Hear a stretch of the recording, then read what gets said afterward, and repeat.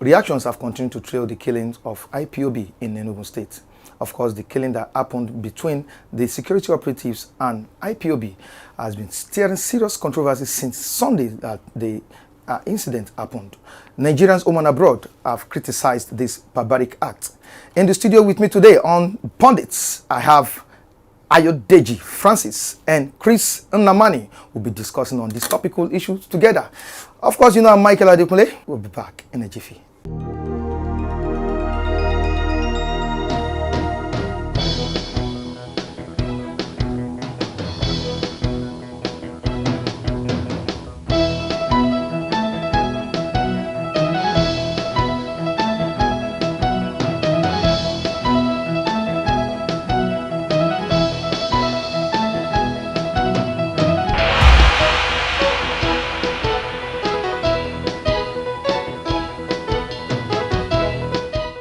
You're welcome back. You're welcome, guys. Yeah, thank you for having me on the program. All right. And Ken. Yeah, thank you so much for having me on the program. Now, looking at what transpired between the DSS and the members of the IPOBs on Sunday, that should be on Sunday in Enugu State. Would you call it an act of injustice or what? Really, you see, Nigeria has become a state in which you need to be very, very, very careful when you are commenting on issue, and so that you don't tend to back the wrong side of the law or the wrong side of the issue. Individuals in every country where we operate democracy, part of the right in the democratic setting is the freedom of association. Even that is not entrenched in the constitution, freedom of movement. You should be able to express your view at any point in time. But at the same time, I always put a caveat there, which I think that was what the government was trying to do when they came out with the recent law on insulting people on That is hate speech, right? Yeah, something like that. You see, we should be able to have a good and robust discussion and argument without insulting each other. I mean, insulting someone does not mean make you a better person. Really, I have been trying to read comment from the DSS and from the spokesman of the iPod by one Mr. Is it Powerful, or what did they call his name? I mean, they said they were doing a peaceful demonstration, and the DSS came around. They were shooting sporadically in the air. Yes, but one thing that got me thinking was a peaceful demonstration should not lead to blockage of road, burning of tires. That should not, I don't consider that to be peaceful anymore. Now, but even if at all, if these people were not harmed, it was claimed they were not armed, and the few videos I've seen regarding to that event shown really that none of the guys in the video were harmed. Okay. So, but though I heard gunshots, but unfortunately I didn't see any dead body. I heard gunshots in the video, but I didn't see any dead body. And again, it was claimed that 21 iPod members were killed and 47 arrested. That the body of the iPod members that were killed was moved away by the DSS. The DSS came up with their own report and said that they lost 2 of their officials. Okay. Now, the question is this. Why are iPod still agitating for the state of Biafra when that was part of the reason that led to the civil war, and after the civil war, it has been agreed that we are going to live together as one nation? I think rather than us demonstrating peacefully or otherwise, there is a need for us, the government, to call everybody onto the negotiation table. Let us sit at the round table. iPod, what do you want?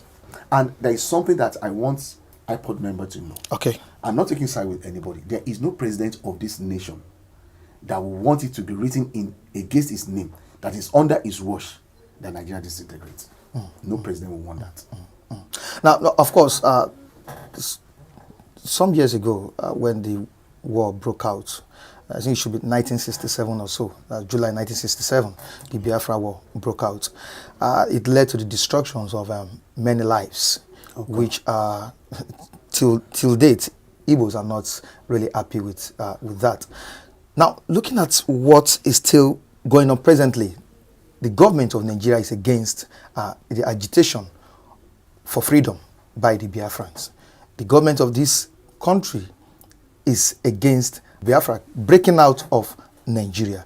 Now, don't you think it's right time for you Biafrans or the Igbos to look inward and see beyond agitation for freedom?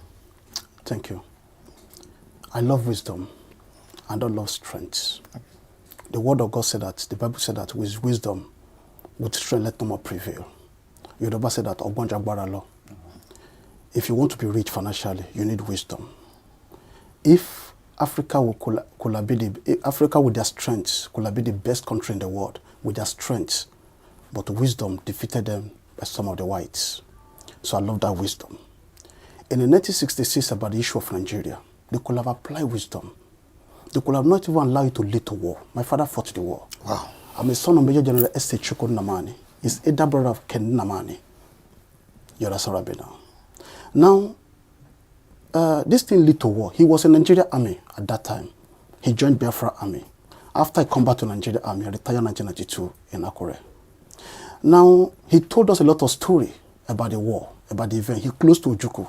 He is one that took me to Ojukwu house. My mother is a Yaloja, that's what we call it Mama here, of Ogbeta Market in Enugu, presently now.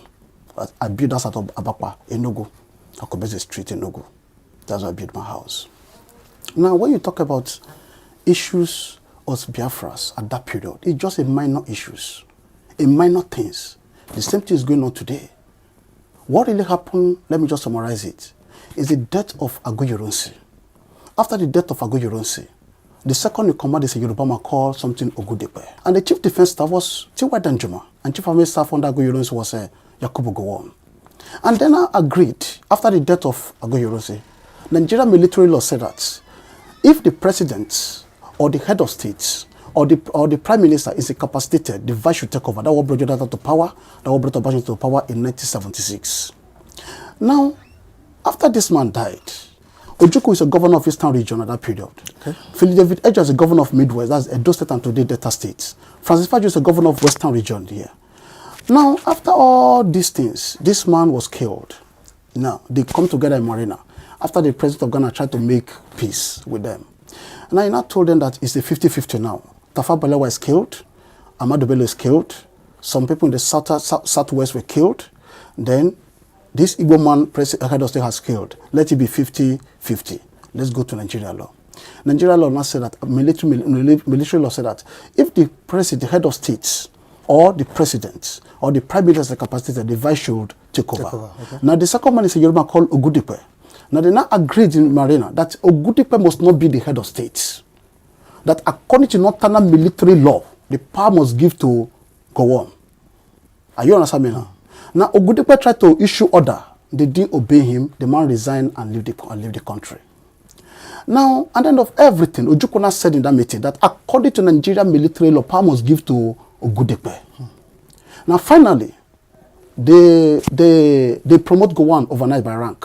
And they bring in Yakubu Gowon and made him the head of states. But when they made him head of state, Ojukwu said, in as much as it has come this way, I declare Republic of Biafra. Are you understand what caused Biafra issues now? Tell me as a wisdom, as a Nigerian, are you understanding? This same thing is happening today. I don't know the kind of leader at that period. What don't you just come together and talk to yourself? All these element, talk to themselves. And say, okay, now, Ogudipe take over. He's a military officer. They hand over to him and they overthrow him through coup. Because that is their way. Yeah. Now, in that case, they didn't do it in that way.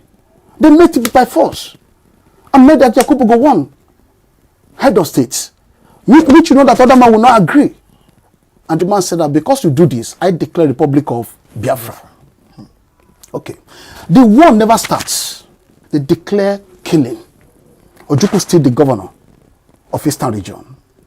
Now, as this thing is going on in this way, Nigeria have agreed with some nations. According to the history, you know, Nigeria silent history. I school in Yoruba land here. But nobody tell us the history. But I thank God for the uncle I have. I can easily call Chimaro Ken Nnamani. I can easily call Ken Nnamani. I have them. I can call our Igwe, Rufus Nnamani. So, I have all these people around me. Now, when this thing started, Niger, Chad, Mali, Central African Republic, Burkina Faso, and Egypt. War never started. We're still in 1966. Now, they joined them. They have Nigeria already meet them the soldiers joined with Nigeria Army. Because in each governor of every region, it's only 4 battalions that guide them. Battalion is 50. That's 200 soldiers. Then after that, it's only 200 soldiers Ojukwu who used to face us. We are going to deal with him. And they sent 59 battalion to bring Ojukwu life or death. Then I want to just think, if you are the Ojukwu, how will you think? You know, some people said Ojukwu is wrong. I try to ask some old people. I don't like to read some history. Okay. I meet Chinua Achebe. I meet some of them who knows what happened at that period. Okay. They sent 59 battalion to bring Ojukwu life or death. Ojukwu wait for them with a group of soldiers at Ikoba Hill, Edo State. Then they send another 159 to bring Ojukwu life or death. Whatever Nigeria thought that war have started. And Ojukwu wait for them again. Agbo Asaba Umunede. He bring them down. It was then they now remember, through the help of Awolowo. Okay. Because they made Awolowo Minister of Finance. Now Awolowo knows how to fight for freedom. They are the one that fight for freedom of Nigeria. Awolowo, Azikiwe, and Tandanahora and Ahbat Macaulay.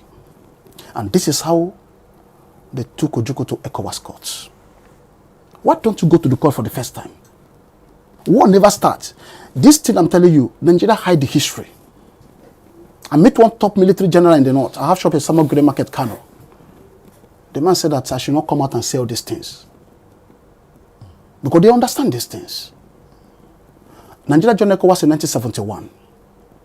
Coming to that place, they said, what is the matter? Ojukwu explained. Chinua Achebe is one going for Ojukwu, traveling for Ojukwu. John F. Young is second in command to Ojukwu. And at the end of everything, they say, is it Nigeria military law that rules Nigeria or Northern military law? They agreed. They said, no, now it's Northern military law. At the end of everything, finally, they flushed the case out. Ojukwu have the victory. OAU court again. We are still in 1966 December period at Ethiopia, Addis Ababa.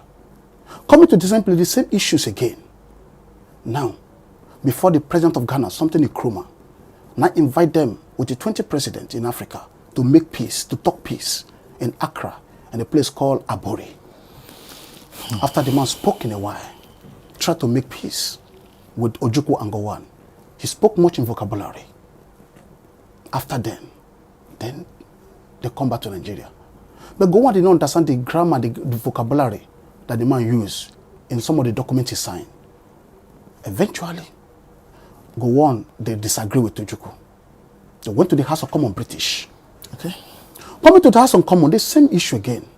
Finally, they go to the World Court. We are now in 1967. This is around March now.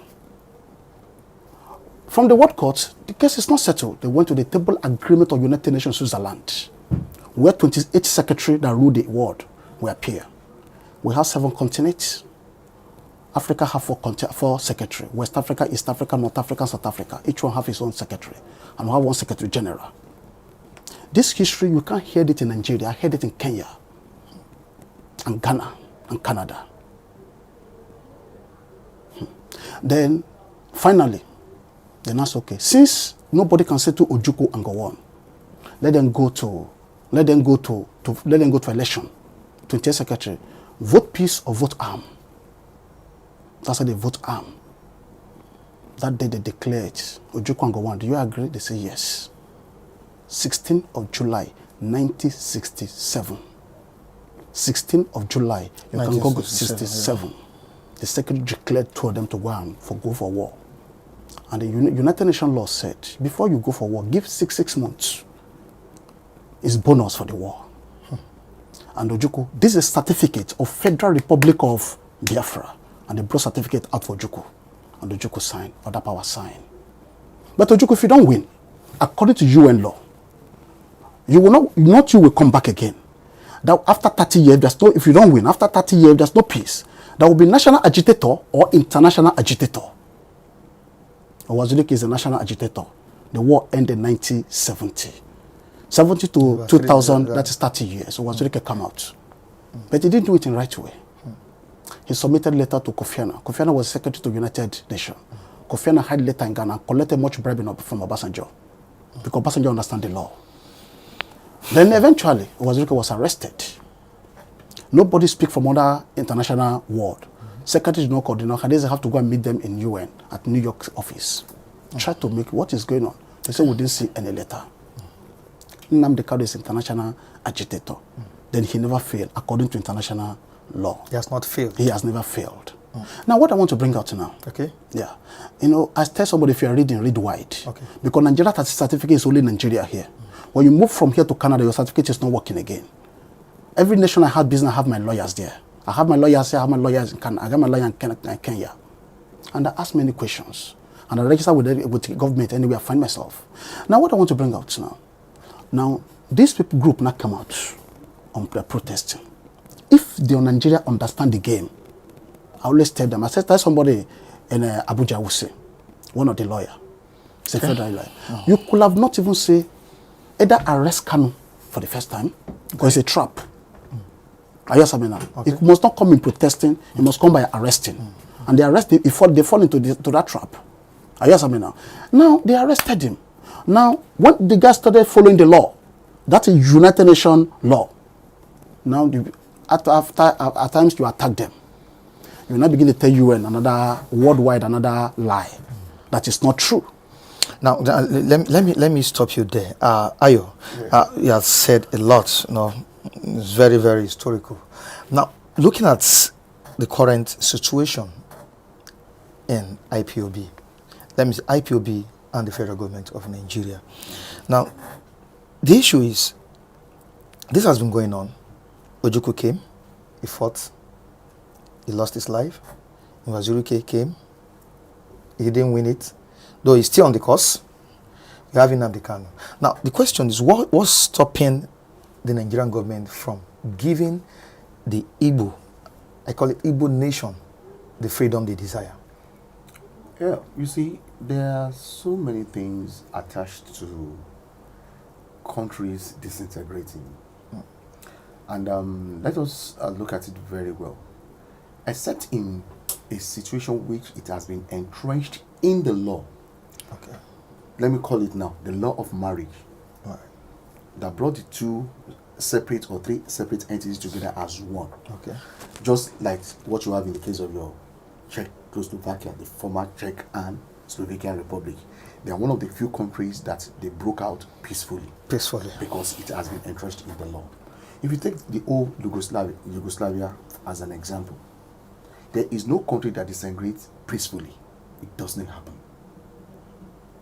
It happens by war.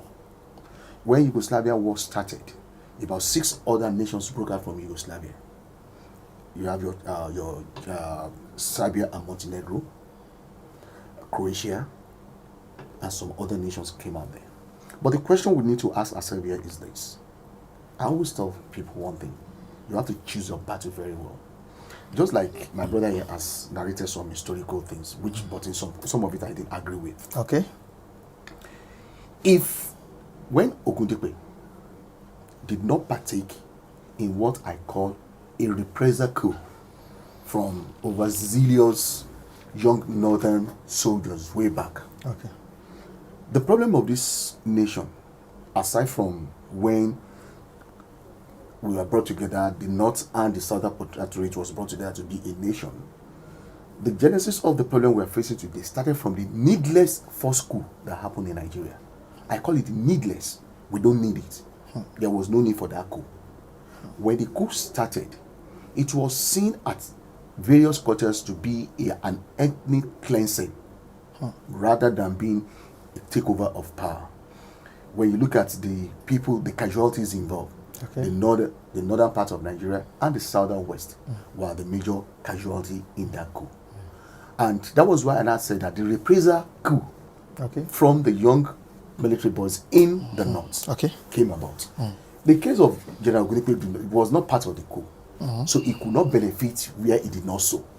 So that was why he cannot take over after the former head of state, General Ogundipe, was killed in that reprisal coup.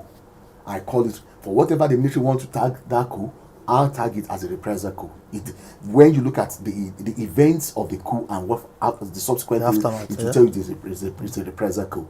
And many of them, when some of the things we've read in history, many of the young northern soldiers then were not happy with the way their leaders were killed, and they felt that, okay, fine, they need to do a reprisal coup. That one being said, let us even now say that yes, General Ogudipe was the second in command. He was meant to take over, and he wasn't given the opportunity to take over. He left the military. To me, reasoning, just like you said, wisdom. There was no way an individual would not proclaim a republic inside a country. That is a treasonable felony under any law in the world. Now, the question we have, where we are right now, is this. I've asked the question, why are they agitating for Biafran state?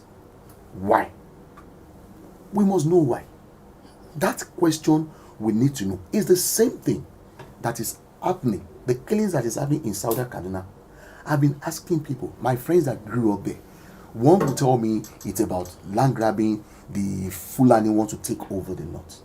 I say, yes, maybe you grew up there. I won't argue that with you. But to me, it does not sound right to me. Okay. It is not possible. I can't get to your state. I say I want to claim your father's land, and you will not fight back, just because I want to. I don't want to be. So there is a need for us to know, because like Yoruba people do say one thing, that if you cut a tree, you are only wasting your time. If you don't uproot the stem, the tree will shoot up again. If we don't understand the root cause of any problem, we will not be able to find a solution to it. I think some of the reasons they've been agitating for this is that they said they've been sidelined in Nigeria, they've been pushed, marginalized. No, they've been robbed of Michael, certain dividends of democracy. Michael, let me tell you this. Yeah? When you talk about dividend of democracy, and I think my brother here and many of our listeners living in this country will agree with me. Tell me any part of this country that actually benefited from dividend of so-called democracy, or dividends of even Nigeria as an oil-rich nation. Tell me, there is none. If I've gotten to a level that before now, I used to be your social critics. I used to be your take up anything against any government. But it dawned on me one time. I asked myself, I read a lot of histories of other nations that I was unable to get any country that was founded and developed as a result of protest, agitations. What am I trying to say? That social critics, we all have to take up this nationalistic level, this nationalistic idea. That's the way we could say things. And when people talk about leadership, with all due respect to people that are managing different positions of authority in this country, I don't see them as leaders because of what they are doing. That's just why. That's my reason. I don't see them as leaders. I consider them what Fela called VIPs in his song. You know what each time VIP in his song, I can't be using that on here. Now, marginalization. Let us look at when former President Goodluck Jonathan was president of Nigeria. Okay. If the Yorubas felt aggrieved with the way they were marginalized, they could have taken off arms agitation against the federal government. He has said one thing, very, very insightful: wisdom. The Yoruba used wisdom. They played their politics right. They play it well. Yeah, let me say, mainly, or no matter what anybody might have against him, Asiwaju Bola Ahmed Tinubu played the game well. He played in national politics. But unfortunately, the bitter truth about what I've seen, noticed, personal opinion now, from the southwest, as the southeastern people, is that they've not been playing the national politics well. Even the former governor of Abia State, Orji Uzor Kalu, wrote there was a piece of his interview almost about maybe 10 years ago that I read. He said the same thing as well, that there is the need for the Igbos to know how to play the national politics right. Let me tell you this. Some of the Igbos that I've met, older ones, they still have a lot of grudge against the Yorubas because of the civil war. And I asked them, what is your grudge against the Yorubas? Some, maybe they don't really know the history, the way he has said, when Ojukwu wanted to go and declare the Republic of Biafra, they told Awolowo that he should declare Oduduwa Republic. And I told them that Awolowo would be very, very to say he wants to declare that. Ojukwu is a military man.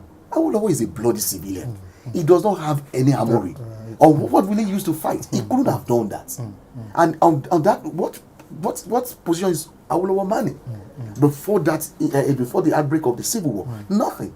And now, you see, if not for the wisdom of Awolowo, we only God knows. Maybe the Civil War would have lasted longer than it lasted. The casualty would have been stronger. Even ordinarily, when I even felt the impact of the war the most, this one there wasn't no law. June 12th, after the cancellation of June 12th, and Nigeria was nearly on fire. I want to say nearly on fire. Nigeria was not on fire. We weren't on fire. We are nearly on fire. And a lot of Igbo men were trooping back to the east, thinking that maybe the Yoruba will take up arms because we want to revalidate the mandate given to MKO Abiola. MKO Abiola was voted in as the president of the Federal Republic of Nigeria, not the president of Oduduwa Republic. So it's not only for the Yorubas to fight for that mandate, it is for the whole of the country to fight for the mandate. A lot of people, in fear of maybe there is going to be war, traveling back to the east. I know a man at Ogba there. He had 6 children. They had an accident. He lost 5 of his children. Just only one is remaining. Wow. That is somebody I know closely. And I know a lot of other Igbo people who have stories to tell about that June 12 alone, where there was no war, no arm taking. So those are the things that should set into the minds of people agitating for the Republic of Biafra now in an agitated way. I have said it. There is no president that will allow Nigeria to break as a nation under his own. Now, do you consent to what he said? There's a question he asked. He said, why are they agitating? Okay. I love that question very well. I say that wisdom is better than strength. It's profitable. It's profitable. Thank you.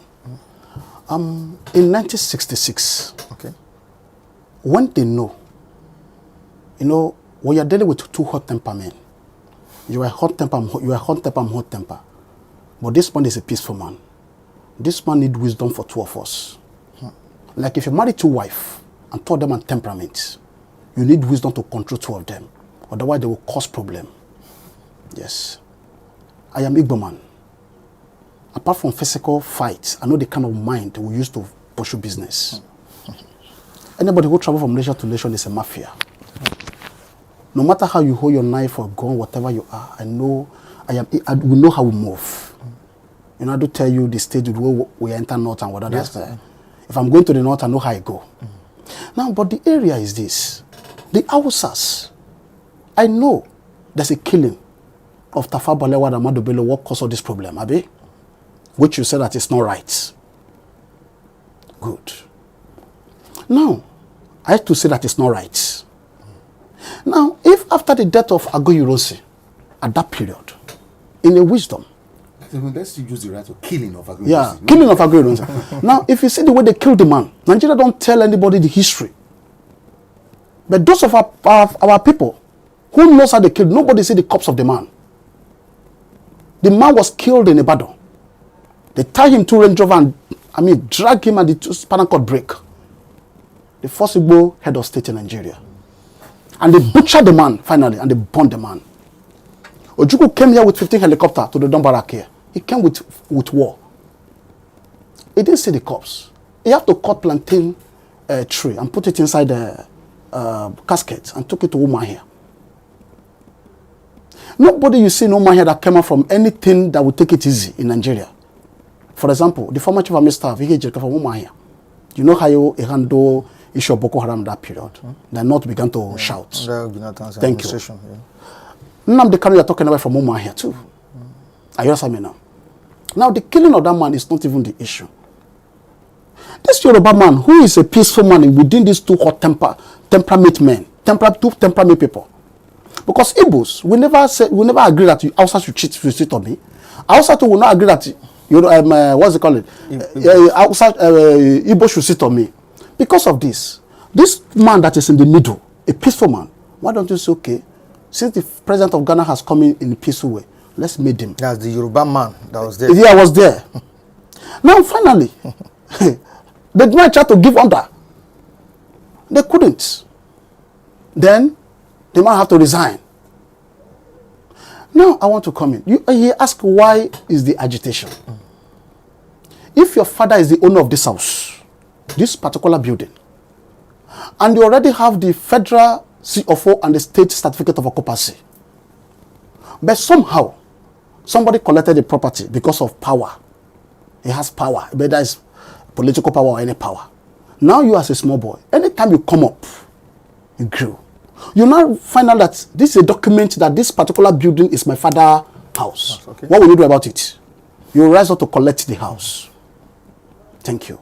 Now, why did they allow this matter to drive from place to place? Because what Ojukwu did against Nigeria is a treason felony, which is against the law.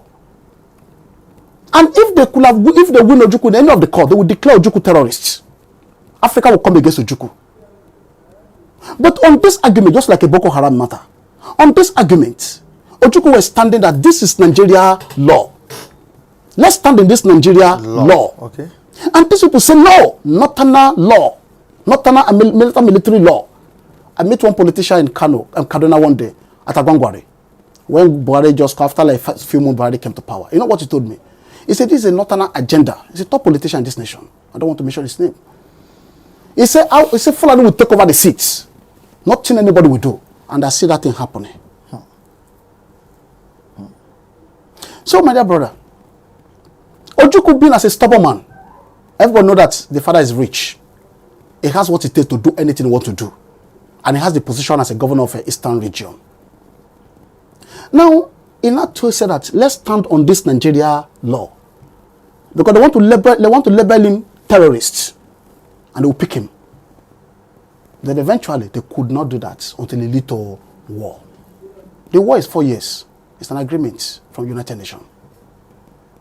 Now, these people call Wazirike Nnamdi Kanu, they've come up. I know that this is 30 years of this thing. And they saw documents.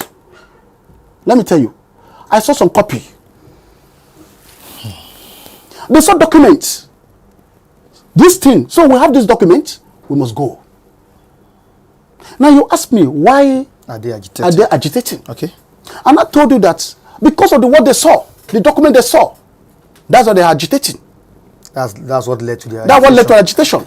The documents that's... Yeah, they saw. The document from United Nations. But if that document, if they have a document from United Nations saying after 4 years of... 30 war, years. 30 years. No, after the 4 years of war. Okay. There were no winner, no vanquish, or as they so put it, 30 years after, United Nations could just recognize them. Hold on. Before Nnamdi Kanu come out, you understand what I mean now? You know, before you become a medical doctor, after being graduated from university, you have to register under the federal government where you are so that you have the license. Otherwise, you can't practice your medicine anywhere. Okay. Before Nnamdi Kanu come out, he was the smallest one among the leaders of IPOB. But he is the one that fits the position of being that front. He has some older people who stronger than him. But he fits the position. Let's put here. Is it because of international connection? International connection. Okay. Now, then that's okay. Boy, be in the front over this matter. But how did they come up on this? How did the United Nations recognize this guy and this group? Now, you said there are some persons backing him up right here in Nigeria here. But we have some groups that are not really in support of it. We have the Ahaneze. The Ahaneze, the Masob, they are not really in full support of the IPO. I want to say something. When you said Ahaneze, who is Ahaneze? My father is the chairman of Ahaneze before he late in Enugu State there. Okay. Now, but who is Ahaneze? Ahaneze you are talking about. There is a group in Igbo land, they call them People's Club. Okay. Those people club, because of the helping of people the way they do, the Igbo's come together and say that we are going to make you Ohaneze. Because leaders, the traditional rulers are the one that has the capacity. Obiofo is the paramount ruler of the Igbo's in Igbo land. And they made them like that. Now when you talk about Ohaneze being support, okay, I'm coming. Nigeria law here. There's no referendum in Nigeria law here. The federal government, the United Nations gave Nigeria their freedom in 1960. Abi? They become a country in 1960. And not United Nations. We got an independence. You don't know, Gami. I'm coming. I will tell you, British don't have any power to do anything without UN. No, I disagree on that. Yeah, you can disagree. No, I just disagree. Yeah. Thank you. Now, in that case, now, and then of everything, Nigeria become republic 1963. Yeah. That republic is all called sovereignty. Wait, the document that made you like that, where did they come from? It's from the UN. The whole world is 245 countries. This world, you can go it. Now, United Nations recognize 195. The 193 have the certificate as a nation. 193 have certificate of nation. But the two are still fighting to have the same certificate, but they never have. Because they are still under the influence of their parent country. Are you saying now? Now, in that case now, whether you were United Nations, you go nowhere. That's a law. Just like was said OAU, Organization of Africa Unit. They have their court at Ethiopia, at Addis Ababa there. Now, if there's a law that guide that OAU, ECOWAS, that's a law that guide ECOWAS. That's West Africa here. East Africa have their own. North Africa have their own. Southern Africa have their own. You come to Asia, North Asia have their own. East Asia have their own. South Asia have their own. Everybody have their own. Countries have their own. Nations have their own law. Now, you ask a question, say why? The question of it is this. United Nations, the British, Nigeria free from British. Abi? Remember that in Nnamdi Azikiwe and Nana Awolowo, there's a protest against British. There's a fight against British for freedom of Nigeria here. Now, they went to the courts. They wrote a lot of things. Nnamdi Azikiwe is a journalist. He holds a newspaper company in Ghana. Awolowo is a lawyer. And a journalist as well. Yeah, all these people were writing against British. At the end of everything, the same UN tell British, the killing of these people is too much. Let these people free. Are you saying now? Now, finally, the British want Nigeria to free. They still took Nigeria to UN office to send some documents. British nation don't have the capacity. You know what happened in Bazoum and Cameroon? The Cameroon believe that we have support of France. France is our father. After the sue Cameroon government, Ambassador people sue Cameroon government to court. Let me come in from this. Are you sitting from this place? Yeah. Ayo, Yes, sir. the IPOB. Do you think IPOB is rooted and committed in fighting this cause? Do you think they are really rooted and committed in fighting this cause? You see, I cannot answer that question verbatim because I'm not a member of IPOB. Okay. You know, I think the IPOB members should be able to answer that question because they will know their strengths and their weaknesses. But in letting wisdom to prevail, I don't think we need any bloodshed again in this country. Okay. One, that's paramount. Okay. We don't need any bloodshed again in this country. And you see, Nigeria has been so interwoven right now that our relationship, no matter as people, as many of us might see it as being bad, that let everybody go on their own, let the North go their way, let the East go their way, let the West go their way. But there is something that has been working for us as a nation. Okay.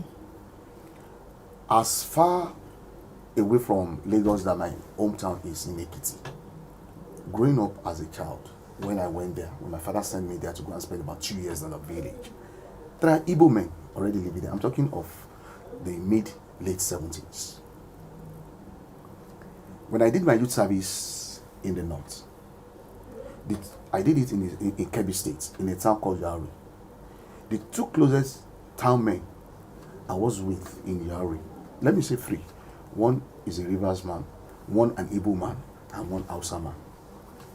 I never had any close relationship with any Yoruba man while I was in the north as a Yoruba man. But the political class, they are the problem. A lot of what is happening in Nigeria these days, when he said, someone, a top politician told him that what is happening is a northern agenda. It might be a northern agenda on the physical, but to me, I don't see it that way. That way. I don't see it that way. Reason why I say I don't see it that way these days. You see, an average Hausa man, they is very, very political conscious than any other man in Nigeria. Have you noticed that your normal Aboki man that you call around, you see them with their transistor radio, listen to BBC Hausa. They are well informed politically. Come to the southern part of Nigeria, reverse, the contrary is the case. You don't even see that. Look at what is even going on in the Niger Delta. This massive underdevelopment that is going on in the Niger Delta. So much that the militant has been fighting the federal government that the region where is actually the they get almost about 90% of resources of this country for is in shambles.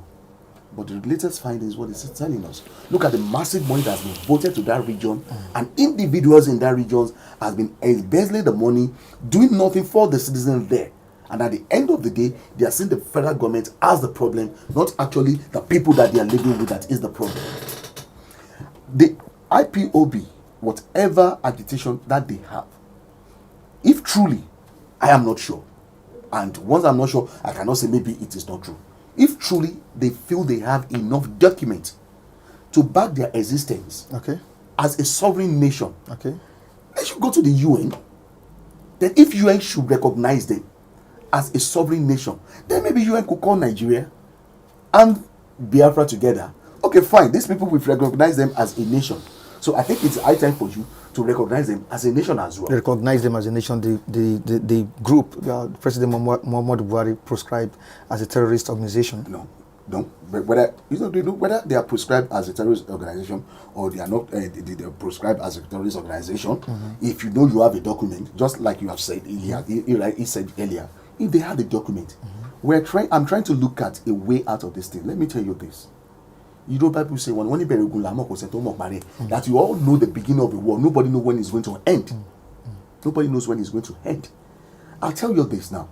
If the war should break out because you are agitating, do we reverse back to the scenario you gave in 1966 that we have to fight for another 4 years? But Ayo, these are peaceful agitations, just like what happened some weeks ago, the revolutionary movement, where they staged their own protest. You saw what happened. The police, the security operatives clamped down on them. We are talking of two different scenarios, but that has similar consequences. At the end of the day, security operative clamping down. The revolution now is talking about the state of the nation. State of the nation. And the other one is talking about disintegration. The other one is talking about secession from Nigeria. They want to secede from Nigeria. That's what I'm saying. If there are documents to back those claims up, the person that issued the document, go to him. They are the arbitrator here now. Go to him. Okay, this is the agreement that was signed in 1966, pre-Nigerian Civil War. Okay, there were 4 years of civil war, no winner, no vanquish. 30 years has elapsed. And from the agreement, this is what you say. This was what's written. This was what was signed in the agreement. Table it. Then maybe the United Nations should not be the best. And do you think the Nigerian government will be ready to do that?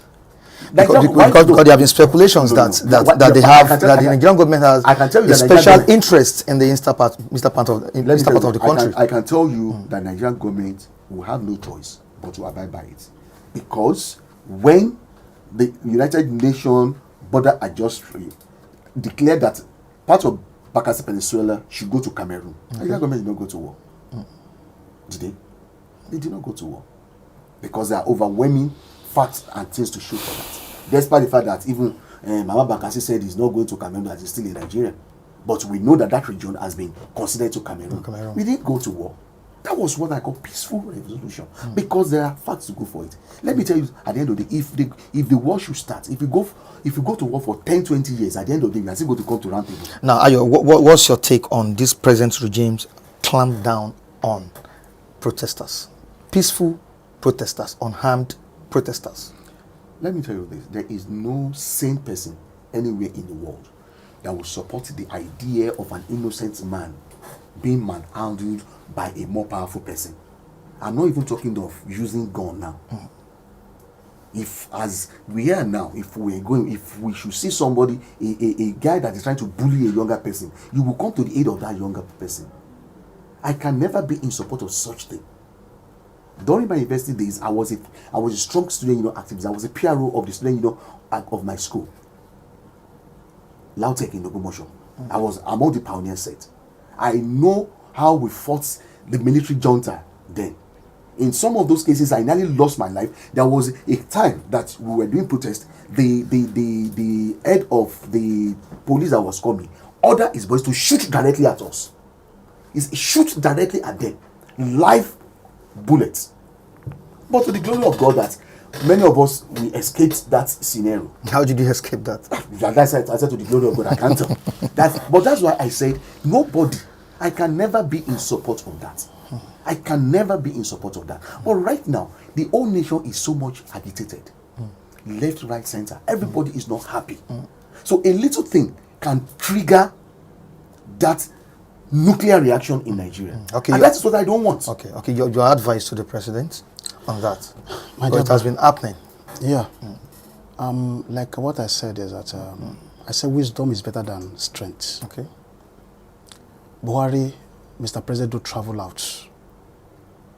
In fact, I saw one of the nations in the world where I supply.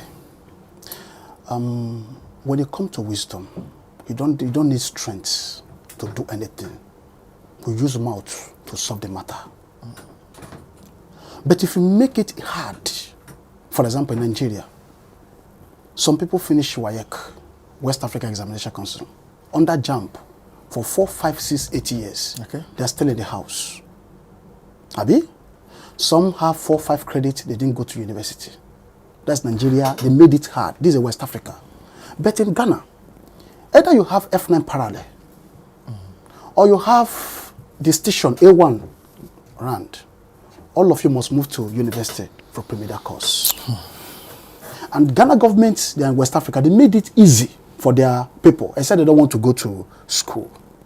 But here, if you don't have it, you don't go anywhere. You can't even enter there. We are too much. Yeah.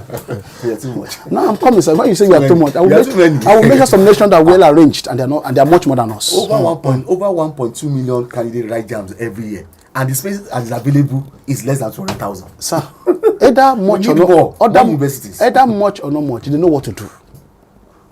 They know what to do. Now, my advice to the president of Nigeria is this. If you talk about sitting, like even for now, I am Igbo man. Maybe we should make peace, calling IPOB, let's sit a round table. They will not sit a round table with you. Wow. Do you know why? They've pushed them to the level of going in a hard way with the United Nations. I was in Canada when they are holding meeting with all the chairman of continents. Do you know what it takes to hold meeting with all these people? Ordinary business meeting that we hold in Ghana, that we are inviting some people in Nigeria, we spend millions of cedis, which is big money in Nigeria here. They are not talking to their group. Some people committed their companies. Some committed a lot of companies over this matter. From Kuwait, Angola here. Over this matter. You allow them to go hard way. What I'm expecting from Nigeria is that when Nnamdi Kanu was arrested, Nigeria could have come a round table. Okay. Kanu, how do you want it? UN, please come over. Let's settle this matter. That's what they're afraid of. Okay. Now, they have interest on the oil. Okay. They have interest on the people of Igbo land. Actually, we use our brain on our trading line. Like you said that in the Ekiti State. Okay. In the Kerekit, I'm there too. Okay. In Kwara State, I'm there too. In what do you call it? Kano State, I'm there too. Kaduna, I'm there too. Lagos State here, I'm there too. I open shop anywhere I know I will sell. Now, what I want to bring out, my dear brother, is this. The wisdom we used to do this, we develop anywhere we find ourselves. And anywhere I find myself, we build us there. We have to make things beautiful in that place. We pay the tax of that place. Now, the government of Nigeria, they're interested on that oil and the people of that region. Now, if we're interested on these people of this region, and you made Lagos State the only support. Okay. When Kanu come, you could have sit a round table. Not until many died under agitation. They tried to kill him too. He moved out. Finally, the father and the mother died over this matter. He never stopped there because of gunshot in Abia State. Okay, I'm coming, sir. Okay. Then at the end of everything, this guy moved out. Began to go in a hard way. You know what it takes for someone to go hard way? They say until you have 7 credits before you go into university. Are you saying now? Now you begin to go in that hard way. Having meeting with every ethnic powers of the world over this matter. Meeting them, spending money, millions of dollars and pounds over this matter. Now they are coming to the brim. And now, we are talking about making peace. Now, away from that, let's quickly go before we go to another topic before we close. 2023, don't you think Igbos should be given a chance? Quickly. Oh, That's a very tough one, because like I said, you got to give, in order to have something, you must give something. At least to allow fresh breath, peace in the country. Then, Because it's part of what they're agitating for. no, Huh? see, listen, let's get something right. Okay. Let's get something right. The leadership of this nation, wherever it comes from, is not going to say we are going to have peace in the land. It's not say the agitation will stop, it will end. No. Like I've said, there are a lot of things that everybody in this country, they are very conscious of their next door neighbor.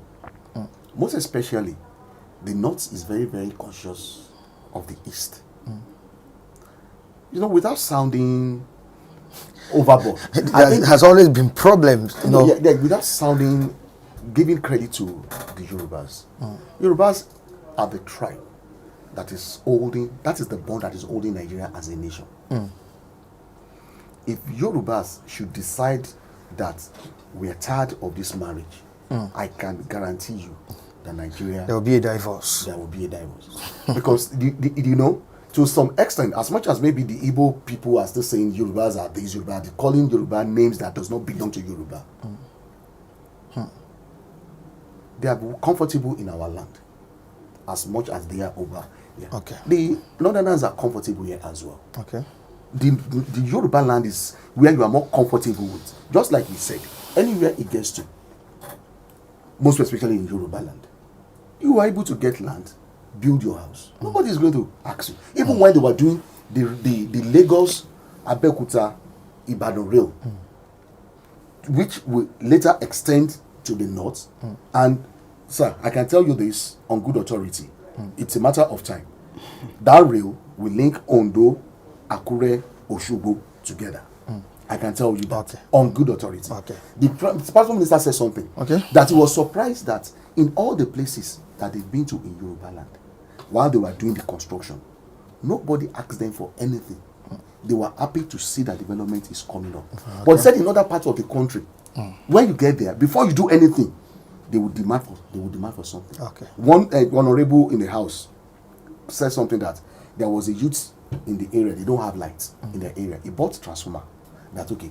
Let me use as community development. Install transformer there. When they brought the transformer there, they were asked that before they offload the transformer, they must drop something. The people called the House of Rep member, sir, this is what these people are saying. And I said, take it away from there, take it to the community that they won't ask you for money. Okay. Your take, lastly, 2023 presidency.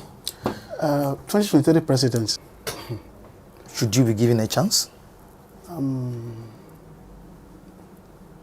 Or you just want to go? I don't even support of Igbo being a president. Wow. Reason? Yes. I don't like being in Nigeria. Personal opinion. Under me, I have 108 boys. And I believe no family like to be in Nigeria.